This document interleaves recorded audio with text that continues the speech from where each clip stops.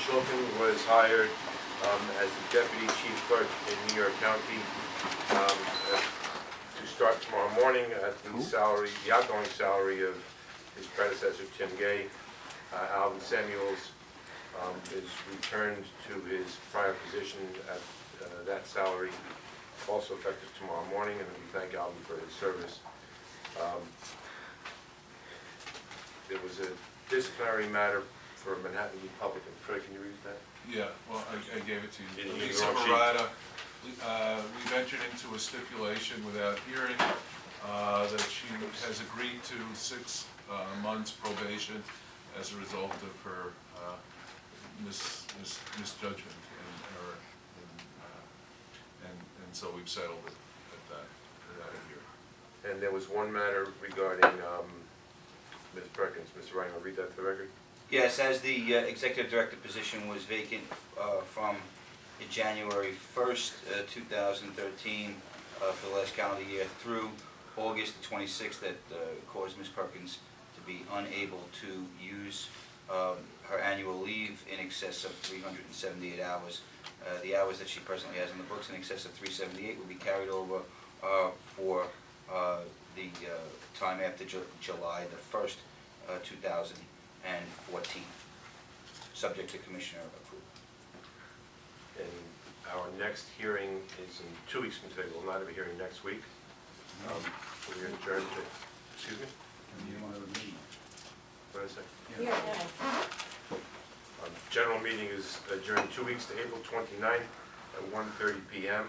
I will note that we have, one more thing is that we have a cover sheet review committee, which is Commissioners Rendino and Dent, which will meet on Friday at 1 p.m. on April 18th. And we have a hearing on objections, what's this?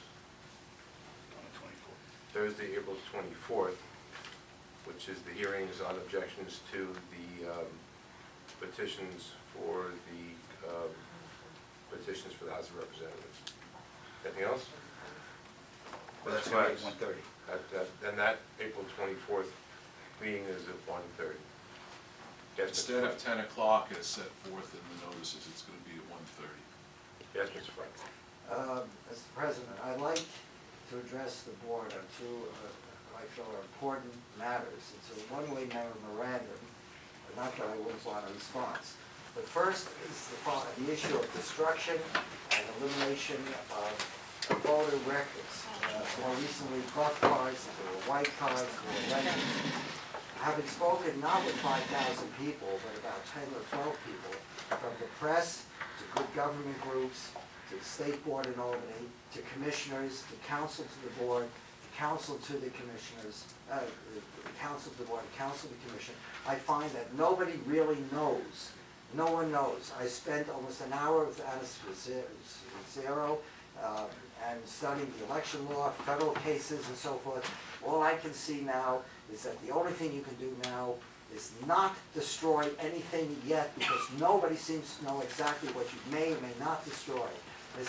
Vero went over it, and she seems to know, and what she says makes sense, and I found that in both the state election law and the federal cases there. You, plural and personal, don't know what you're doing, and the commissioners truly are pooling their ignorance. You should not destroy anything yet until you really find out what you may eliminate. You must keep a list of all registered voters from the day one, their address, their party, the date of birth, and all that. You must keep those lists somehow, whether it's on the computer in, quote, the cloud, it's really on a hard drive of a company, or you keep the binders from the 1920s and 30s, or unless you want to photograph them or put them on microfiche. You cannot start throwing things out, because I am now convinced nobody really knows what you may or may not destroy. And in fact, Ms. Zero called Mr. Ryan again about this, said if you really should speak with her at length, at least hear what she has to say, because it does make sense and is supported by the record. The second thing, Well, does anybody want to address the first thing before we go to the second thing? Because you can't talk about the second thing. Till you get to Talk the about first thing. Correct. all right, no, I didn't want to preclude anything, but I said I just wanted brief time for one-way memo.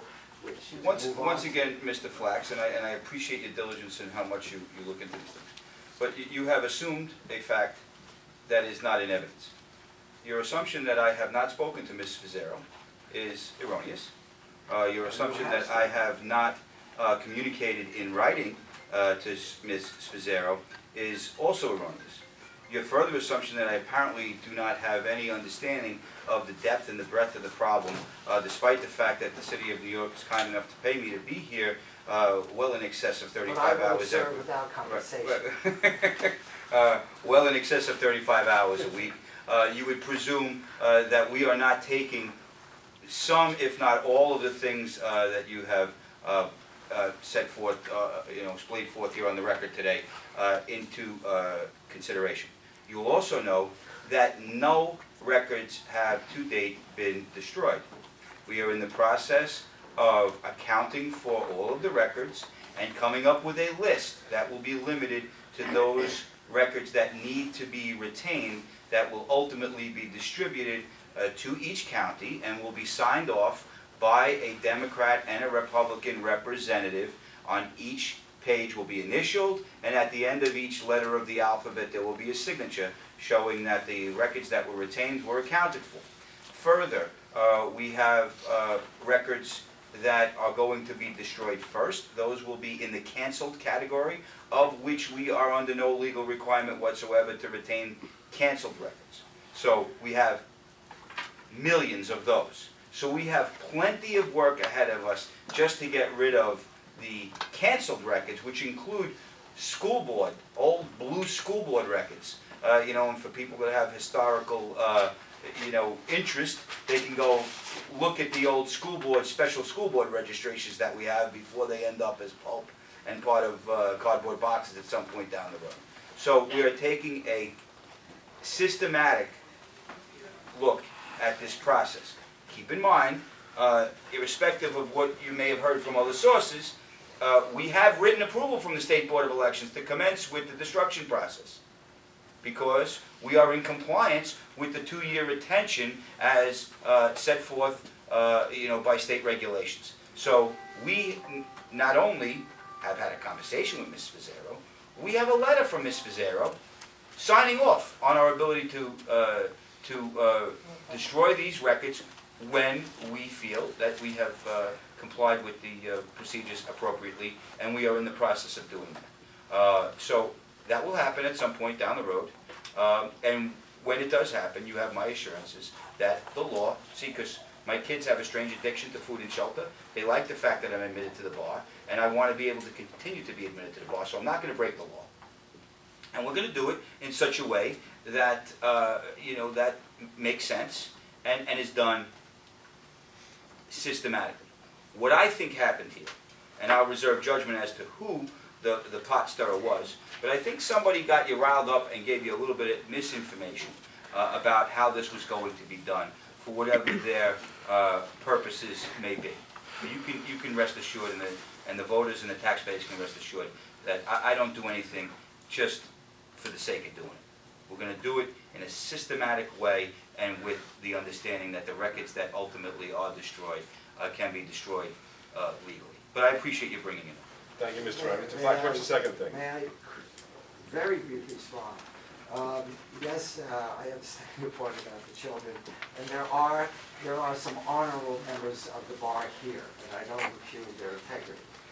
Secondly, Ms. Anna Fazero told me she did speak with you, and she feels that you have a handle on it. She also told See, that was a point you probably should have led with. on it. The letter she sent, which I have read, is just like, good boys, you're doing well. And good girls, too, you're doing well. But it's really not an approval letter, it's just a pat on the back.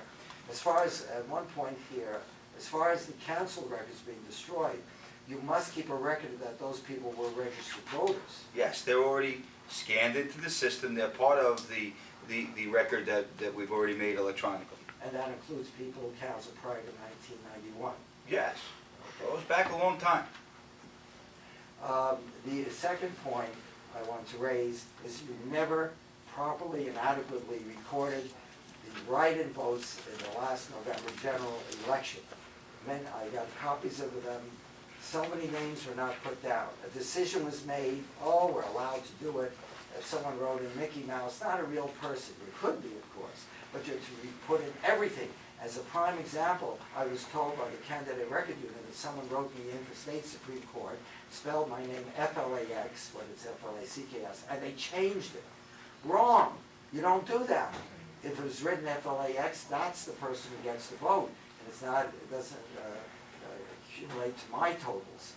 And these phony names or anything else, or John Test or anything else, if someone puts in a name of a spouse, or someone puts in a funny name, or the person who is deceased, like Fiorello LaGuardia, everything must be recorded as the voter wrote it down. So you never really adequately and properly recorded all the names of write-ins in the general election. Well, let me address that. We have requested from New York City's Corporation Council advice on how to proceed when you mentioned the John Test and all of the votes that were cast.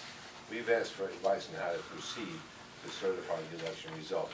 We've not yet received a response. So, in the event you run to New York City's Corporation Council in your travels, you may want to ask him when he plans on responding. He doesn't have to respond.